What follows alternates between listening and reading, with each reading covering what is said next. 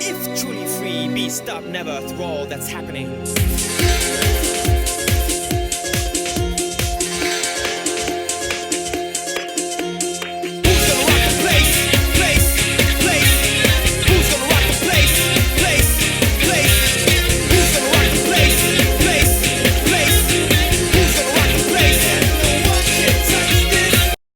Hello guys, and welcome to a brand new video.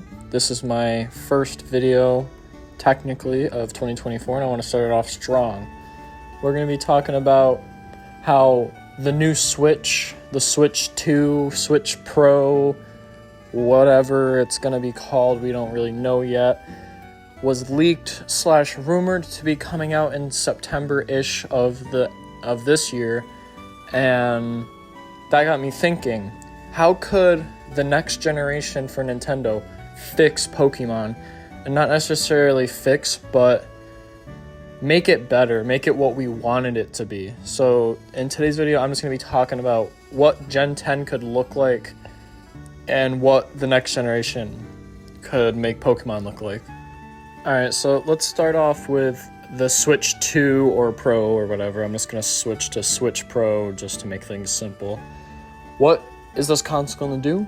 Hopefully, and all I would want from it is for it to play native 1080p 60 frames per second games, whether that's in handheld or just the TV. I don't need 4K or anything crazy like that. The most I'd expect out of Nintendo is probably 1440p, and I'm okay with that because that's a great resolution still, and I wouldn't mind that. If the handheld screen is 1080p, 60 FPS, and it's an OLED screen and the bezels are a bit thinner than the OLEDs is right now, that'd be perfect. Then I'd actually want to play in handheld. That would be really nice if we got that. But let's just say it has the power of maybe like a little bit stronger than a PS4 Pro or an Xbox One X or something like that. I can see that being around the power of the new Switch, so we're gonna go into these new games with that mindset of power for this console, and that's how I'm kind of thinking about how these games are gonna end up looking and turning out and stuff like that. Now, let's get into the meat of the video. What do I want out of Gen 10? What things do I expect to see coming from Gen 10? Now, we all know Scarlet and Violet came out in November of 22, okay, and we just got the DLCs for it. The game's officially done. It is now 2024. It's a new year and everything. If this new Switch does come out at the end of this year, I'm hoping they don't release a Pokemon game just yet. I don't want to release like a release day Pokemon game with the new Switch. They need to take their time. Their track record of releasing a Pokemon game every year has slowly made them worse and worse over the time, in my opinion. We've gotten some Pokemon content every year. They need to take their time. Here's my proposal. Pokemon Showdown. We all know it. I'm assuming we all know it. If you don't know what Pokemon Showdown is, it is basically a glorified Pokemon Stadium, but except better. You have all the gimmicks from all the games. You have from generations 1 through 9 Pokemon. You can completely customize your Pokemon and teams to your liking. It's literally the best case scenario stadium game that we could have. I think Pokemon should do a Pokemon Stadium or Pokemon Tournament, or whatever they want to call it. If they call it Pokemon Showdown, I don't know. Get a new stadium game. That comes out at the beginning of 2025, right? So, I'm like, because I feel like, that wouldn't take too much to develop. You're not developing a story or anything. You don't have to develop a story. It's just a battle simulator, You don't have to do nothing crazy. I can see them making that pretty easily, And with that gives them a whole another, I would say, hopefully they take another year working on Gen 10. So at the earliest, I'd think Gen 10 would probably be the best case scenario to come out in is either like the beginning first 3 months of 2026 or maybe the middle to end of 2026. That would give them at least 2 years of development time for Generation 10. Now, will they take that much time? I don't know. They really like pushing out these Pokemon games. But if they did take the time with this generation on this new console with the new hardware, it could make it the best Pokemon game we've ever had. I don't know how you guys feel about Scarlet and Violet and all of that. Personally, this is what I always say about the game. They are both the best and worst Pokemon games I've ever played. The frame rate issues, the rendering, the load times, the choppiness, those are the biggest gripes with the game everyone has, right? But when you look past that, this is the first games where we've had true multiplayer where you can actually play with each other. That's like my biggest love for the game because I can actually play with my friends. I feel like I did when I was a kid when I played these games, and they make me absolutely just astonished when I play them still. The customization. That's probably the biggest gripe. If we don't get good customization in the next game, I think I'm going to get really mad. Next point. The availability to customize your Pokemon is insane. This is the easiest game to get your Pokemon to level 100 with its perfect IVs and EVs and have the right nature. And I love that. It's just so much more appealing to someone like me who doesn't want to sit there and hatch eggs all day for the perfect nature and get the perfect IVs and everything the old-fashioned way. I did do it back then, and I hated it, and I hated it, and I hated it. This way, the way they do it now, so much better. The mints, the bottle caps, the mochis, the proteins, and all of that stuff, so much easier to get. I am so thankful that we have something like this now.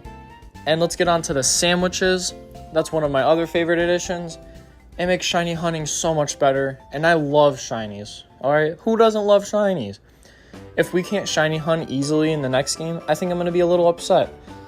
Yeah, they're rare, but making them more accessible for people who don't want to spend 20 to 50 hours looking for one Pokemon, who work jobs and like do other stuff besides play the game for a living, it's a lot better for people like that, like me. You know, I work full time, I'm in college, I got stuff to take care of, man. I don't got time to reset my game 10,000+ times for a shiny legendary, you know? That's just like my big example. It's like, I'm not resetting the game over and over, and I'm not running in grass for, I don't know, 50 to 100 hours looking for a shiny Pokemon that it might not even be the one I want because you can't guarantee what you're catching in the grass, you know? But with the sandwiches, you can force what Pokemon you want to appear and then make the shiny odds insane. Instead of 1 in 4,096, with the shiny charm and level 3 sandwich, I think it's like 1 in 600 something. That's insane. And I love it. It's so much better. Anyway, I don't want to talk too much about Scarlet. I already have a video about Scarlet and how I feel about it out on my channel. Anyway, Gen 10. Let's talk about that. So, all over the internet, we see pictures like this and other pictures like this of people theorizing what the timeline of Pokemon's going to end up looking like. A lot of people are saying we're going to get a Legends Kyurem or a Legends Celebi or a remake of Heart Gold and Soul Silver, yada yada, stuff like that. Now, I'm scared of a remake, okay? Look at the last remake we got. Yeah. I don't want that. If my favorite generation, Generation 2, my favorite Pokemon games, Heart Gold and Soul Silver, if they got remade and turned out like, you know, the last ones, I don't think I'd be able to handle it. It is literally like it would hurt me so bad. Now, getting a Legends Celebi though, or a Legends Kyurem, or both, I'd like that.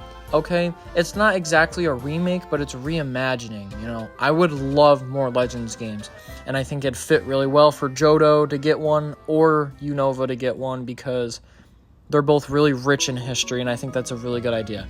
Now, I'm not going to be talking about that today. I'm going to be talking about what Gen 10 is going to look like, and how that's going to affect this new generation. Now, what do I want out of Gen 10? This is a hard question because I switch between what my answer is a lot. I'd like it to be a lot like Scarlet. The open world aspect of Scarlet was really nice to see, and I think if they fully fleshed it out, it'd be the best way to do a Pokemon game. Here's my biggest gripe with it though. In Scarlet, they didn't level scale at all. You could go to the final gym and fight it and they'd be level 60, right? Now, that's the big problem, okay? Let's say we get this new game and it's open world. Your level scales are going to be scaled throughout the entire game. So that means, like, let's say you have, like, 4 paths you choose from at the start. Just like the Scarlet and Violet, you could technically go left, right, straight up, or down. Whatever way you go, whatever, doesn't matter. When you go into an area, the game registers your like current status, your level of Pokemon, your badges and stuff like that. That determines the kind of levels and the kind of Pokemon that spawn in those areas. That way, you can experience the game how you want to, and you don't have to worry about the levels and everything. Okay? That's like, if they did that again, that's what I'd want out of it. Okay? The region, what would I want it to be set in? What would I want the region to be based off of? You know, I don't know. We just got like a Spain or a Spanish type of region, right? Because Paldea is like a Spain inspired one.